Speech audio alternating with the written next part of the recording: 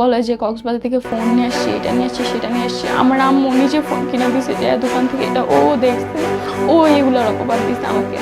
বিদিনে আমার আম্মু লিটারেলি আমাকে সিকল দেওয়া বানিয়ে রেখে দেয়, বিশ্বাস করেন। আমি ওর কাছে কান্নাকাটি করে, অনেক কান্নাকাটি করে বলি ভিডিওগুলো ডিলিট করে দিতে, দেখ আমার বাসায় প্রবলেম হবে, কিন্তু ভিডিওগুলো ডিলিট করে না। হোয়াটসঅ্যাপ ভাই লোক, কি অবস্থা সবার? Welcome to our new video.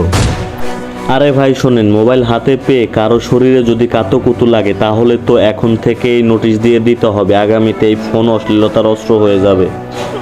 বলছে ওর মা নাকি নিজের দ্বারায় থেকে মোবাইল কিনে দিছে। মা মেয়ের এই মোবাইল প্রেম এতই গভীর যে পরে মাই আবার শিকল দিছে। কিন্তু ভাই আমার প্রশ্ন জাগে, শিকলটা কি নাটকের প্রপোজ ছিল?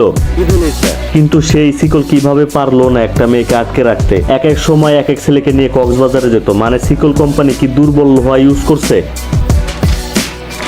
নাকি সেই শিকলগুলো রিপ্রুফ না?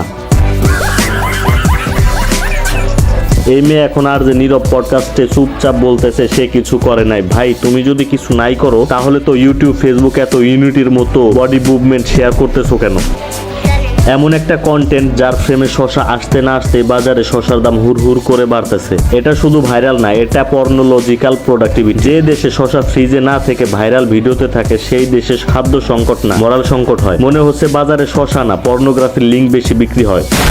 তোমরা যারা বলবা ও তো মেয়ে, মাফ করে দাও, তোমাদের বলি এই মেয়ের মতো কিছু মানুষের কারণে সমাজের সব মেয়েরা সন্দেহের চোখে পড়ে। ভালোবাসা মানে শরীর দেখানো না ভাই, প্রেম করলে করো, তবে কন্টেন্ট বানাও ভাইরাল হবার মতো না, সমাজ নষ্ট করার মতো। এখন রিদি ভালো হবার চেষ্টা করতেছে। ভাই কন্ডম ঠিকঠাক ইউজ করলে হয়তো এই সমস্যা হইতো না, এটা বলতে দ্বিধা নাই। সমাজে একটাও রিধি তৈরি না হলে হাজারটা মেয়ের সম্মান রক্ষা পাইতো। ভাইরাল হতে চাইলে ট্যালেন্ট দেখাও, শরীর না। আজকের মতো এ পর্যন্তই, দোকান ক্লোজ, লাইট অফ।